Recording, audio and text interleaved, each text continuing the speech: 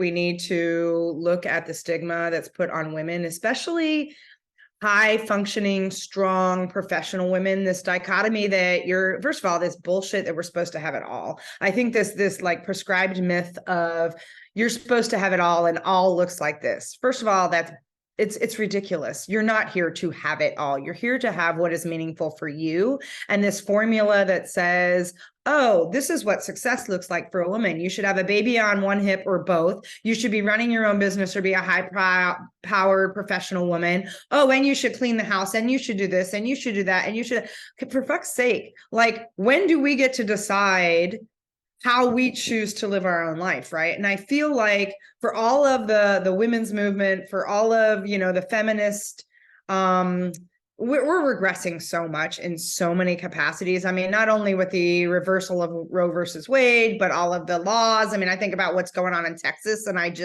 there is a part of me that's just appalled on a constant basis around, I can't even believe we're having this conversation, right? But to your point of what you just said a minute ago, this idea that if I choose not to have a child or I can't have a child, which first of all is nobody's business. I remember an episode in Sex and the City. I don't know if you ever watched Sex and the City, but there was an episode where Miranda really got lit up because it was before she met Steve and got married and had, their kid. But someone was like, she would come up with this really overly cheery response for when people said, so why aren't you married? Why don't you have a kid? And I have learned, and I actually did this. I had a friend of mine. We didn't speak for quite some time after I said this because I just got to a point where I felt like my blood was boiling. And it was like, I always say I have 3 times you can poke the bear, and I'm either going to figuratively or literally throw a left hook. I just can't. And she just kept saying, how come you're not married? Don't you know you should be getting married? I think I was going to turn around 35 at the time. She goes, you're not getting any younger, blah, blah, blah. And I was like, oh my God, we're not having this conversation, right? And I finally looked at her. And I said, why? So I can be as miserable as you in your marriage? And she just stopped. And I said, my life is fantastic. I am making choices that fulfill me. And right now, having somebody in my life for the sake of having someone in my life is just not where my brain's at. And I said, your need. And so then I followed up, and this is why we didn't speak for 5 years, but I feel like this conversation needs to happen. My response was, if you spent a quarter of the energy that you're spending focusing on whether or not my life is okay, and you redirected it back to your marriage, maybe you wouldn't be so unhappy. And I was just like, seriously, because I feel like the fact that when people say, well, why are you married? Why aren't you married? Why don't you have kids? I feel like my retort is, why are you married? Why do you have kids? Are you happy? I mean, I just spoke to my brother. I mean, I just spoke to friends of mine recently that all they do is bitch about all of how hard everything is. And don't get me wrong, I know there's joys in being a parent. I know and for me and my past, I've raised kids in different capacities. I was in a parent role from an early age, at the age of 12. I mean, based on the dynamics and based on the mental health stuff going on in my family and my parents' divorce, and my mom was not doing well. I mean, at the age of 15, and I know I can say this because my mom and I've talked about it now. My mom put herself in the hospital because she wanted to commit suicide. She was diagnosed as clinically depressed, and she wasn't. And she grew up in a lot of emotional abuse from her own mother, and this whole shaming and not enough. And then she married my dad, who clinically was diagnosed as narcissistic from the Air Force, of all places. But my dad was hypertensive. He was narcissistic. He was mentally unstable. He was like Dr. Jekyll and Mr. Hyde, right? And then enter alcohol, which he was a social alcoholic. And you never knew who was showing up. Charming Chick, who was my dad's name, Chick, or holy shit, the monster of all monsters that could take you out. My dad was volatile, and alcohol, you always knew the ugly was coming out. But it wasn't a safe space, right? And so there was that dynamic, which was always interesting. And I can remember my dad used to go TDY, which is going remote on work assignments for the Air Force, the military. And I would honestly, and Brandy, I know this is horrible to say, but I would pray that his plane would go down. I would pray that only he would get injured, that everybody else would be okay, but that my dad wouldn't come home, because there was such a different dynamic in my house when he wasn't there. I mean, I walked around on pins and needles. I used to think my dad was 6 feet tall. My dad was 5'9". I was so afraid of him because he was so unpredictable. And so I think about, there's that mental health. And then I think about my mom, who was clinically depressed, oftentimes borderline manic, honestly. She went through all kinds of medication and drugs, and then she went through a period where she was drinking heavy to cope. So that, alcohol and antidepressants are not a good combination. And it got to a point where my parents split when I was 12, and immediately I was thrown into I was always put into a responsible role. There was a lot of cleaning up of things, a lot of making sure people didn't know what was going on in my family. I mean, I can even remember right before my parents divorced, my birthday when I was in 8th grade. So I was about 12, I was 12 years old. My dad came home drunk. He wasn't there for my birthday. It was a typical thing. And we broke the chain on the ceiling fan. It was either that or we rewinded the movie on, I forget which one it was, but my dad went ballistic. And I'll never forget, because one of my friends said, my mom said, if your dad got like this, I was to go home right away. And I was mortified, Brandy, because I was in a space where I'm like, oh my God, people know. Like, I was so careful that no one knew the demons in my house, because I honestly thought for the longest time that made me weak if I told people what was going on. I didn't realize that was a whole different kind of mental stress, and that actually is a whole different victim mentality when you think you got to be the one to carry it all, and you're not asking for help, you're not seeking things out. But I think about that because, the fact that she said that, and I got to say my sales skills kicked in that night, because I was very clear. None of my friends are ever coming back over to my house. True story. Not until my parents divorced. And I will not, they have to stay till the morning. I need to win. Like there was a part of me that's like, I gotta win. He can't do this on my birthday. And so I did my coaxing and I don't know how I did, but I convinced them all to stay. Come 8 o'clock, they all raced out of my house, but they all spent the night, stayed there. Some of it was because I needed my own protection. I just needed to make sure I had a safety net.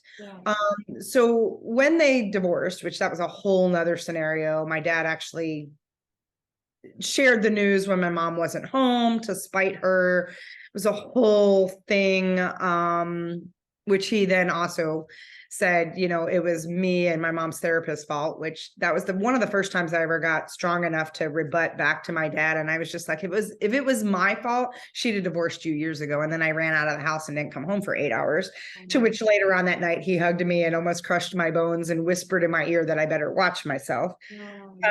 So needless to say, there was just this dependency, this responsibility, right? And so fast forward, my mom just wasn't doing well. There was just, she also at the time, my mom had a partial hysterectomy and then a full hysterectomy. So hormonally, she was imbalanced. There was a lot of things we didn't know, a lot of shame around it. And all of this was going on while my brother had been diagnosed with juvenile diabetes. And so there was all of that. And like, there was just this compound effect of like shit going on in my home, that at 15, we were living in this really shady neighborhood. In fact, there was this, I laugh now, but back then it was, I guess, not that funny. But there was this woman in our courtyard that was known for coming after kids with a knife. That was my neighborhood. And I remember sitting at dinner one night when my mom, my brother and sister and I, my sister said, how come she's never come after us? And my mom didn't miss a beat. And she said, have you met your sister? It's like, true enough. Because while I wanted to sell my family at the time, like I watched Irreconcilable Differences. You ever watch that movie with Drew Barrymore? Where she divorced herself from her parents. I would watch that every other weekend. And my mom's like, I feel like you're studying this movie. And I'm like, I literally took notes, because I was like, how do I divorce myself from this family? I wanted out so bad. I wanted out. And I do think one of the reasons my mom finally pulled the trigger was she found me in my closet at 12, mapping out my entire path to get to my aunt and uncle's in San Francisco, because I was leaving. Like, now, one way, somehow, I can't be in this household with him anymore. Because even my dog, who looked very much like Peyton, I mean, literally could have been Peyton's twin. My dad was horrible to him, and he was my lifeline. And so I was like, okay, I'm going to take Sniffer and we're going to go. And yeah. Which was a whole nother trauma, because when we moved, and I get it, at the time, we couldn't find a place that would take Sniffer. My brother named him. I didn't. And I came home one day and my dog was gone. And my mom actually thought it would be better for me not to say goodbye, and gave it to a family that moved, whatever. It was just So I had a lot of resentment to my mom. Oh, Time. And so I do think there's some of that I've even processed with Peyton, right? of course. Anyway, so fast forward, we're living in this neighborhood. Yeah, that literally, so we had that woman, and then right next to us was what I call the Children of the Corn. My best friend at the time was on the other side of it, and it was Children of the Corn. I don't like scary movies. I don't like her, but it was Children of the Corn. It literally, like, and when I would have to go over to my friend Annie's house, I would like scream the whole way running because I had to like pass the cornfield. And so, like, not the best environment. And it's when I wrote Dreamstar for my sister. It's a lot of things came out of that, obviously. But my mom put herself in the hospital, and I was 15, and I refused to go to my dad's.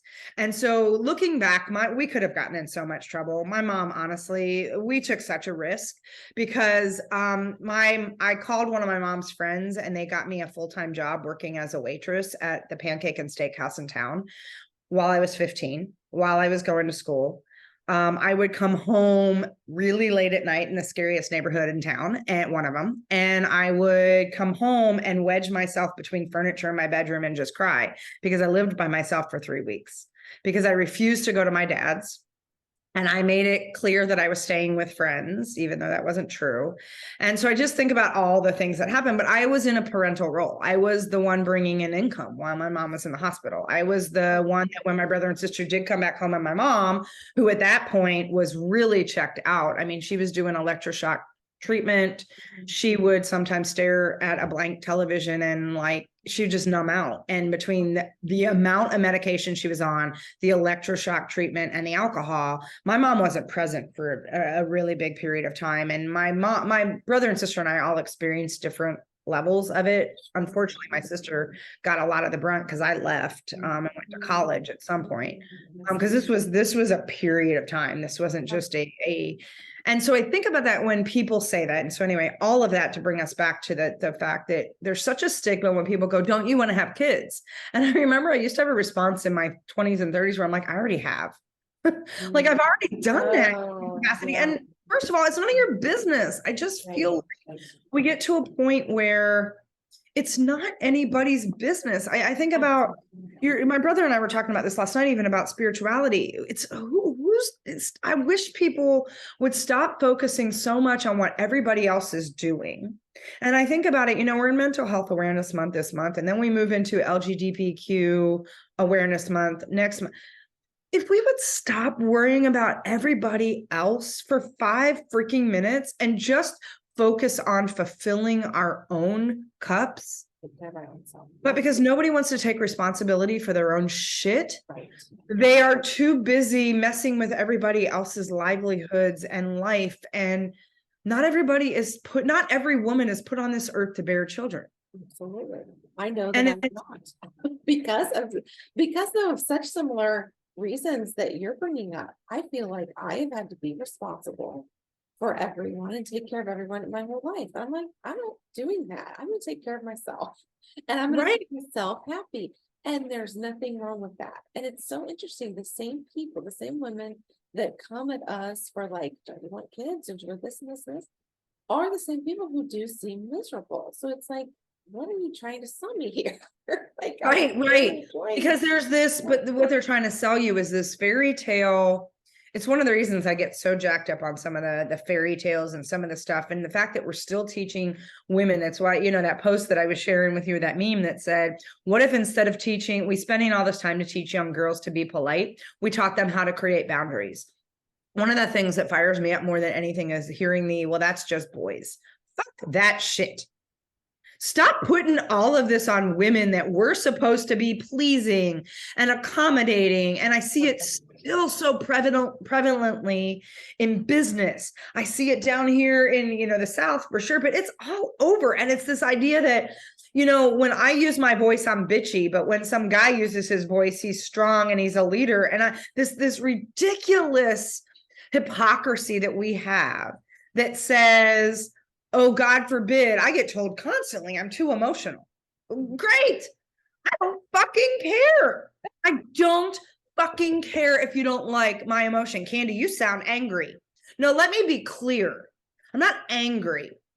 I'm passionate. I have conviction. You want to see me angry? Trust me, you will know when I'm angry. When I'm angry, I'm scary. I'm Italian, for crying out loud. It is very clear the difference between anger and me raising my voice, projecting, showing passion is not anger. I am so tired. I've had even women say to me, God, I feel like, well, you're getting kind of angry. I'm like, why? Because my voice is raised? Because you were taught that women weren't allowed to raise their voice? Fuck that shit. My voice deserves to be heard. So does every single woman and little girl's voice as well, right? And when I say no, I mean no.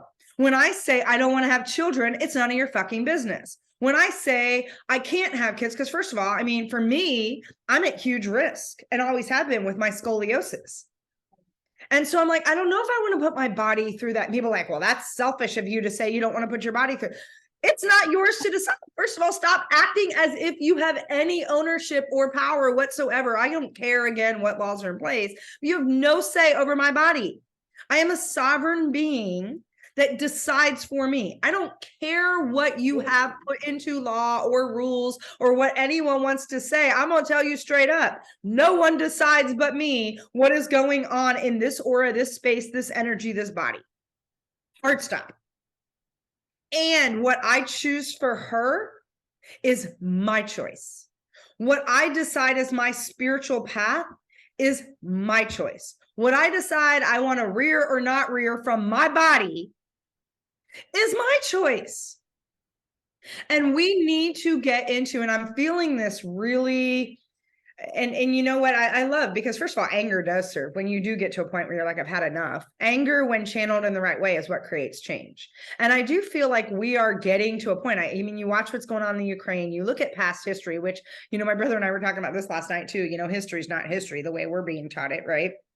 Especially Black history, and, you know, anything that has to do with that takes power away from white males. Let's just put that out there. But you look at where the strength and where warriors were first, who the first warriors were. They were powerful women who took care of their tribe and were the actual ones that did the fighting, I'm just saying that there's going to be a rise of that collective power that is going to say enough. I'm so tired of men and women who have been conditioned and overly conditioned. I'm tired of people telling me how to be a woman. I'm tired of people telling me what being feminine looks like or feels like. I'm tired of like this whole warrior goddess energy that I'm supposed to be this like flowy thing that's in like sheets of white, and like I'm just supposed to allow life to happen to me, and I'm supposed to receive all the bullshit around me. And oh my God, for fuck's sake. No. I mean, seriously, you know what I mean? Blessed. What? Feminine's a whole, I'm feminine because I'm feminine. It has nothing to do with whether or not I check some stupid arbitrary boxes on whether I wear the color pink and I wear flowy things and I'm, you know, sitting around allowing myself to just be in a calm state. No, this woman's pissed. This woman's got passion. This woman's got some fire, and she's about to like change the world. I am not going to sit on my ass any longer and allow women's voices to be stifled. And I'm feeling this really deep desire that says I want to reach out to the women who are in that space that's non-traditional, that for whatever any way capacity, because there's a shame of, oh my God, you're divorced, you're a single mom, oh poor you. Either there's a pity, there's a shame. I'm like, knock it off. Those women are fucking superheroes. I think about how much, and I love the men that get it. God bless the men that get it, that are like, look, we would not exist without the women that are carrying all of it and are superheroes. And so I just want to say shout out to all the fucking women who feel like they're carrying the weight of the world on their shoulders and have felt like for so long they are not seen, they are not respected, they are not valued. And at the same time, they put a smile on their face and they're kicking ass, they're taking names, and they do have multiple things sitting on a hip and on their shoulders, and they're running the world, yet nobody's giving them credit for it. I commend you to innovation. And can I just shake you for a minute and wake up? And I love, there's a woman I watch on Instagram, and her name's like Mrs. Hide It, whatever it is. And she's always like, girl, I need you to know you are the shit, the whole shit, nothing but the shit. Don't let anybody, I follow her every day. And I just love her. And she's getting this fire stoked again. That's like, yeah, I want to wake people up to saying, why do we keep listening to the narrative? Because Brandy, I don't know about you. I do know because we've had this conversation. I know I'm going off on a hell of a rant and a tangent, and that's okay because that's what we need to do. I really feel like every woman just needs to be like, I have no fucks to give. Fuck everybody. I am so fucking tired of trying to like appease and please and accommodate and fuck all y'all. Yeah. I'm gonna do me. And if you don't like it, fuck off. Like seriously, 1000%, because aren't you just tired of everybody's opinion and version and thought about who and what you should be? Candy, you're too that, you know what? All you women that hear the word too, you're too passionate, you're too this, you're too angry, you're too, guess what? All that's your fucking superpower. Embrace that too, ride that thing and get up and stand on that too and like link your arms with all the other two women in the world. And let's fucking stop this goddamn narrative that is just making me ill on every level. Amen. I'm sorry. No, I'm not sorry. Erase that. Cancel clear. I am so not sorry whatsoever. Fuck that shit. I'm so tired of apologizing. I'm tired of other women apologizing for being a freaking woman. And like I said, I was posting that other meme that was like, you're not here. You don't need to be pretty for everybody else. You don't need to show up in this way. You don't have to pay some price to be a woman in this world. You get to just be, and whatever you decide being a woman is or not, or you know, what femininity is or not, that's up to you. No one gets to tell you that. No one gets to say, well, you're not girly enough. You're not this. What the fuck does that even mean? Okay, I am going to take a breath. And breathe. Oh my goodness. No, that was really good. I can tell a lot of passion. But seriously, Brandy, I mean, how do you think about it? I'd love your perspective on that now that I just went on a total rant for a minute. Your perspective, like how do you feel, what's showing up for you in that space? I mean, I'd love to like play on that a little bit. The exact same, and I feel like it's just getting worse with more labels, more to-dos, more shaming, more you should be this, you can't be that. It's just out of control. I really don't feel like, I don't know, I mean, obviously this has been layered for a very, very long time. But it does feel like it's coming up more and more in a really disrespectful way, more so than what I've personally felt before in my life. Yeah. And I don't know why. I don't know what that is. I don't know if it's just people are miserable and so they're just passing it on down the road. And it's not just men, white men doing it to women. Like women are doing this to women. That's the really, I think, insulting, grotesque thing. It's like, hey, why can't we all just come together? Why is there so much judgment here? Like, well, and you just hit that on the head so powerfully, right? Because there's two things inside of that. One is women are doing this to women. And I think about my corporate days. It was a cutthroat, watch your back, don't trust the women around you because only one. We have been so ingrained in our programming for so long that there's this bias that only one of us can reach the top. Or if I do, it's at the sacrifice. We don't know how. And the thing is women are here to build community. This is like, I even think about my VIP retreats and other things. Sometimes they're like, what's the objective? I'm like, to bring women together in community. And I literally, the right women will go, oh my God. I like, you can feel them breathe. And it literally makes me want to cry, and it will, because they're like, I've had more women do my VIP retreat space simply because it's a space of community. And they will take a deep breath and go, oh my God, you have no idea how much I need that. And I think about the fact that we are wired for connection. We are, especially women, we are wired for connection. We are wired for community, but we have been so ingrained in this programming. The other thing, to address your point of why, I don't know if this is true or not, but this is what drops in for me, is I feel like part of this extra projection right now, I do feel like some people are like, oh my God, I don't want this. And they're just like, we're just reacting. But I also feel like we're getting really close to rock bottom in order to reset, especially when, again, you look at universal energy that's coming in February 2027 and the whole shift in human design for the universe. When you look at what's changing energetically, I think we have to get to the point where, like I said, I do think there's going to be a different kind of revolt that comes through. It's not going to be war. It's going to be the women's way to fight, which is the warrior's way. It's going to be very, this no longer serves, and we're going to flip the table. Like, I really think about Abby Wambach talking about flip some fucking tables. I think we're going to burn the damn tables down. We're going to flip them and burn them, and we're going to build new tables that look entirely different. And so I think some of it, and this is where maybe this coming together in the process. Well, yeah, and I think this might be, my default sometimes, even though when I get on my rage rants, or what feels like a rage rant, which is just really passion and me just getting clear on what leadership is needed. I also have this space of deep hope and optimism. And some people say you look at the world through rose-colored glasses. I'm like, somebody has to, because I do believe humankind. And if you look at history, real history, there are cycles of where we have overridden some of these systems. And so the systems need to be dismantled because they do not work. The programming that's bought into that, all that. But I feel like we're getting closer and closer to real rock bottom.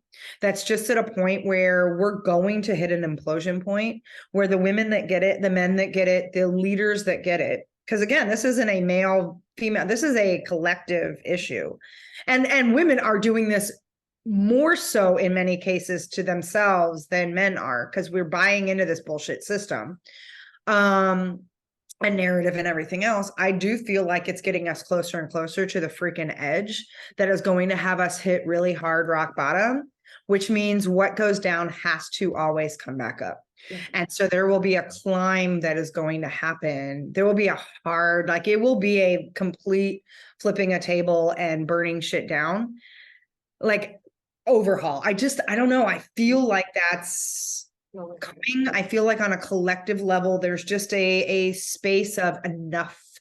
I'm just over it. I'm not available for this anymore. That the more we individually wake up, and I have to say, there's been some things, excuse me, even for myself, that while I've been a very strong leader, I've been able to use my voice for a long time.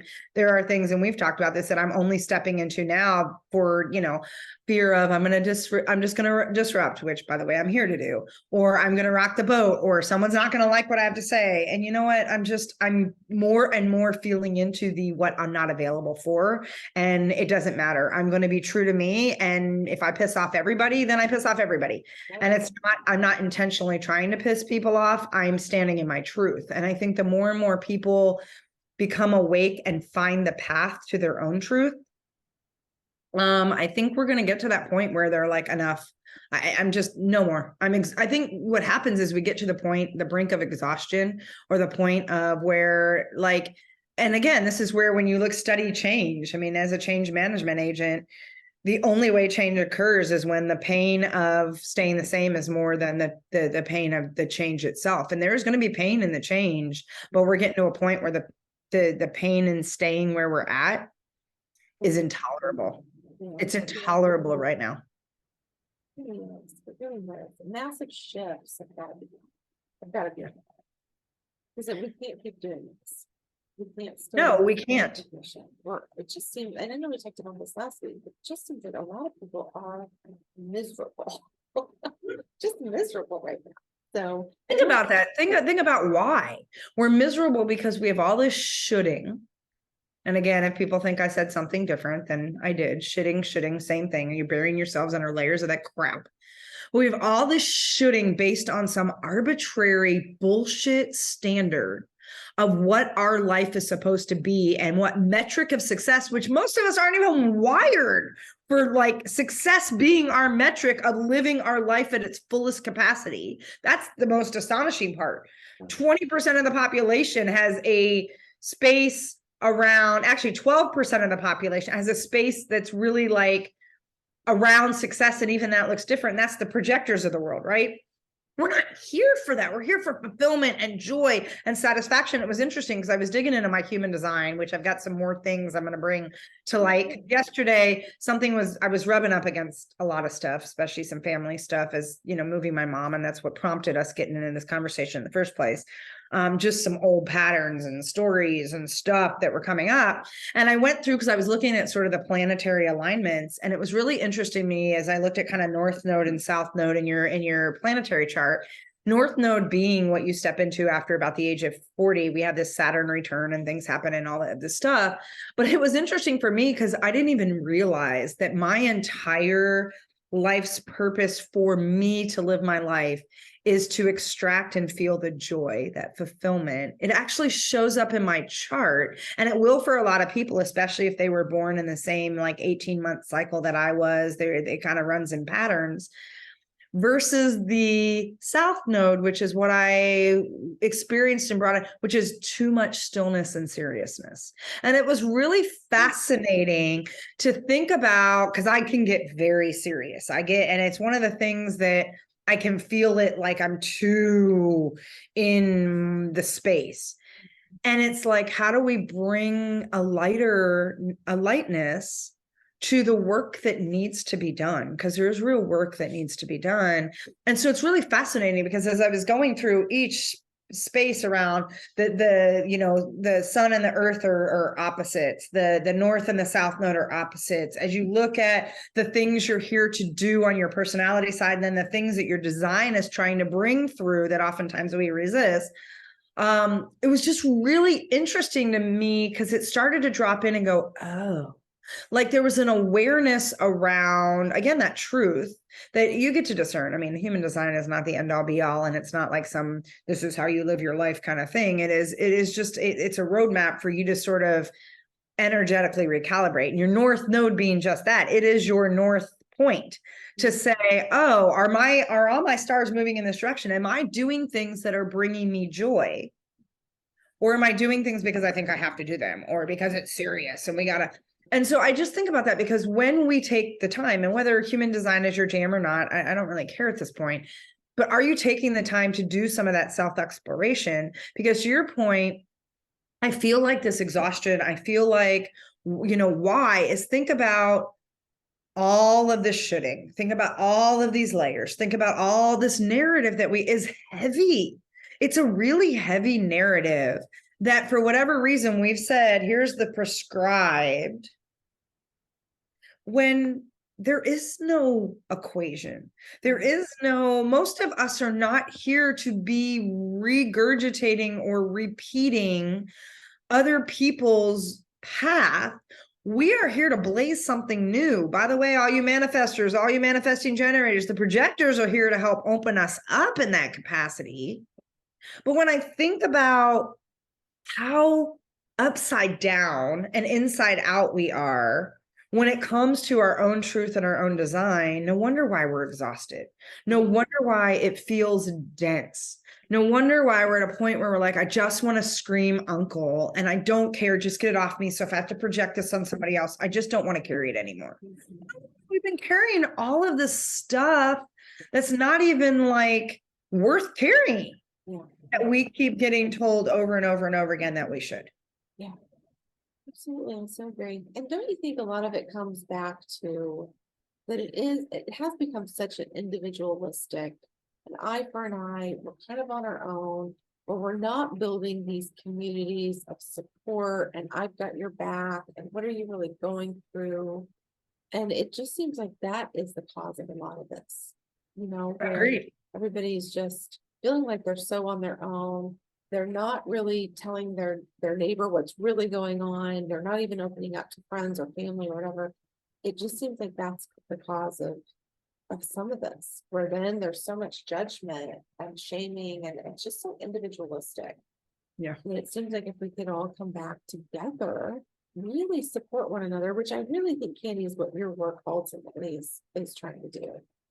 Or does, I should say, not trying. I think that's what your work does, is that's why you're creating these VIP play days. I mean, all of this stuff, it's the support that we really need as our foundation, I think, more so than ever. Well, and that's the thing we need, because here's the thing, we are fundamentally wired for connection. And I love that you said that, because honestly, I wasn't sure what it was going to be all about, but I picked up Jenna Kutcher's book, How Are You Really? And I have to say, it has really been, it's been a little unearthing even for me, because I think about it, Adam Grant just posted something, he goes, there's not a one word response when someone says, how are you? It's just not, like, the 4-letter words of good, fine, okay are bullshit. Stop answering that you're not fine. You're not, most people are not, I'm not fine. There are things that I am still working through. And I love, because there was a movie I watched once that, Hallmark movie, but still, it was a little girl that was struggling with some trauma, a lot, losing her mom and whatever. And she was really struggling when people said, how are you doing? And they were like, describe it based on like what you feel. And so she was like, I feel like a cloud floating, or like, I feel like today it's raining and it's heavy, and it's like, why are we not leaning into that? Because we're so afraid. And I think a couple things. One, because we have so created a culture that complains and commiserates. It's all that who can outsuck who. And because it's that metric of success, it's bullshit. It's that metric of success that's not real, not attainable. And because God forbid we show weakness, AKA vulnerability, when we don't realize that that's our superpower. And I've had to learn that. I'm still learning that. Still not, vulnerability is not easy for me in any way, shape, or form. And I think about Brene Brown when, that's her whole work. And she's like, and I hate it. And I feel like, yes, if I could do vulnerability in a vacuum, I would. It doesn't work that way. If I could do leadership in a vacuum, I would, right? But it's that space of, I think we've gotten so habitual, for people that are like, I don't do habits. Yes, you do. We're such habitual creatures. We've gotten into such a habit of complaining and commiserating. We've lost our knowledge. We need to remember how to connect and communicate. And I think it means learning how to listen more than we talk. I think it means learning how to sit in the uncomfortable. I think it means learning how to face our own demons and shame, because there's so much shame. And this is the interesting part. And this is the part that, again, I struggle myself. Shame doesn't live in a space where it's spoken. When you see shame, when you speak shame, there's no longer, shame no longer has power, yet we keep it bottled up because we allow shame, or the story that's attached to shame. And I think about, I don't know, yes. And so I feel more and more called to create pathways on how do we create deeper connection. And here's the thing, and it's why I keep talking about, being aligned as fuck and coming back home to yourself, because the only way you can create connection outside of yourself is to create connection from within first. And we have got to learn how. And it's interesting because one of the things that showed up as my superpower in multiple, like I said, I went into some serious different layers yesterday in my human design, is meditation. And it is the space for me. It is inner vision is my superpower. And inner vision, when I look at my color code and my primary health system, when I'm in a space of meditation, that is where I tap into my deepest superpower. And you want to know the thing I resist more than anything on the planet? Is meditation. Yeah. I'm not kidding. Like, I literally, even yesterday, I did a 10-minute meditation and I kept going, how much longer do I need to sit in this? Like, I resisted. Because there is an aspect of me that's afraid of the truth that's going to come through tapping into my own superpower. And I say that very openly, because and again, it's not to do your work every minute of every day. Because can we just, again, I talked about that last time, just stop that nonsense. That's just, you're not broken. And there is also being responsible and accountable for the truth that keeps bouncing up or bumping up against you. That for me, it's, how do I reevaluate? So I'm in a contemplative state around, what does meditation mean to me, especially if that's allowing me to access more ways, because helping people lead differently, connection, these are things that show up as my gifts. And in order to do the work that I'm here to do on this earth, I've got to honor the pathway that gets me there. And like I said, meditation is my primary health system's way of activating my superpower, which is inner vision. And it's the thing I resist the most. Well, So, I'm so sorry. yay, I feel ya. Oh, I'm such the similar way, Katie. I mean, meditation, once I do it, I'm like, oh my God, that is so good. I feel electric. Getting there, I resist it too. Yeah. It's actually an app I've been using. It's called Open. Ooh. And I love it. I have used all the other apps. I've used Headspace and Calm and like all of them. And most of them just feel a little too generic, too general for me. Open, I really think you should try that one. Because Awesome. all it is daily 10-minute meditations. And they're so good. They're so grounding. And I've actually been looking forward to it. It Nice. really helps me get into that stillness because I resist it too. I love that. And I just wrote it down because yes, I have tried Looking Brain.fm, I've tried Calm, I've tried Peloton, I've gone on YouTube, I mean, like you Yep. name it. I've done it all And too. I'm struggling to find my place. So I will definitely check it out. And I hope others It's a will. really good as one. Yeah. We need all those kind of tools and resources, right? We do. And I think, the crux of everything that we're talking about here, I think we need a space to get real, first of all, to just be honest with ourselves and truth and just ask. I think the question to ask right now is, what if I let the story go? What if I put the narrative down? What if everything that I've been taught to believe is not true? What if, and I had a coach that once said, don't ever believe anything you think without verifying it first. Like, what if everything we knew was inside out and upside down? What if, imagine if that narrative didn't exist? Who would you be? Again, one of my favorite things to say is, who would you be if you stopped being everyone you stopped being who everyone thought you should be? Like, who would you be? Who would you be if the narrative didn't exist? Who are you already? And honestly, that's a bigger question. Who are you already? You don't need to be anything. Who are you underneath all of the layers of the stories and the narrative and the shoulding and the crap? And I think about, one of my spiritual teachers says that we have so many masks of masculine and feminine energy on top of each other that we don't even know the core of who we are. Imagine if you let all that armor down, you let all those masks, you really put yourself in a space to be wholehearted, as Brene Brown talks about, and be vulnerable in the truth of who you already are and always have been, without all of the outside and internal noise or parameters or stories or narrative telling you who you think you should be. I mean, just imagine that. Journal on that, meditate, do whatever it is you do, dance to it. I don't care, but think about who are you? Who are you underneath all the layers of labels and titles and narrative and metrics and qualifiers and characteristics and all of it? Who are you now? Always have been, always will be. What if you tapped into her or him? What if you tapped into that audacious truth of who you were before the world told you something different? We knew coming in this world who we were. And start that level of connection and build an inner tribe of those, maybe 2, 3, an inner tribe doesn't need to be anything big, of people that you can share this journey with, so that together you can peel back all of the layers of shitting and all of the shit that keeps getting piled up. Because again, we can't connect with others until we learn how to connect with ourselves.